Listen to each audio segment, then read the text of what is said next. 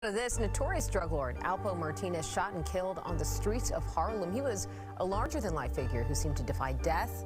Fox 5's Lisa Evers goes over who he was and why he might have had a long list of enemies. He was one of the city's most notorious drug dealers, famous since the 1980s for his murderous ways and mountains of cash and drugs, immortalized in dozens of rap songs and the movie Paid in Full. But it all came to an end for Alpo Martinez right here on the streets of Harlem, right where it all began. According to the New York Times, details of Alpo's frantic final moments are coming into focus as the investigation continues into the drive-by shooting. Here is the update. The notorious drug dealer, known as a bike life pioneer, you know, how people wheelie for blocks on dirt bikes in the city. Yeah, as we covered, he was shot 5 times and killed early Sunday in Harlem. Allegedly, he was throwing baggies of drugs out of his truck's window as he tried to drive away from the scene, a police source said Monday.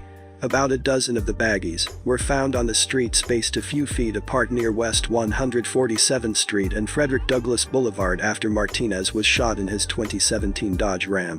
The source said it looks like he was throwing them out the window because he knew police would be arriving. Hold on real quick, who the heck is the source? Anyway, moving along.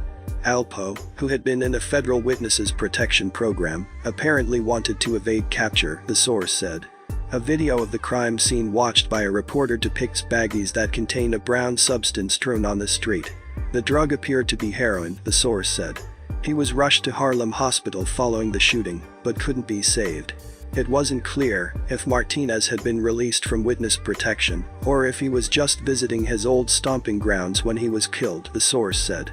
He was in possession of identification with the name Abraham Rodriguez of Lewiston, Maine, when police arrived on the scene, according to cops.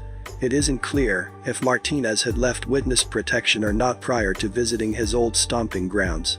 He confessed to 14 murders before flipping and becoming a government witness. So that's it for now. Things are becoming weird now. If he did have access to drugs, who made it accessible? Who would deal with him?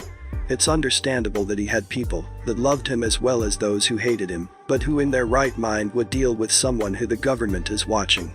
Even if Alpo was trying to do side business, that's just too risky to chance that with someone of Alpo's character. This is a developing story. Since the death of Rich Porter, people said it was a dark cloud over Harlem. Some narcotic traffickers who were prominent at the time closed up shop due to that, feeling that the drug game was becoming too violent and wasn't worth death. Either way, kind of weird he would be selling anything. Not trying to stir the pot, but do we smell conspiracy, some sort of cover-up? Let us know in the comments below.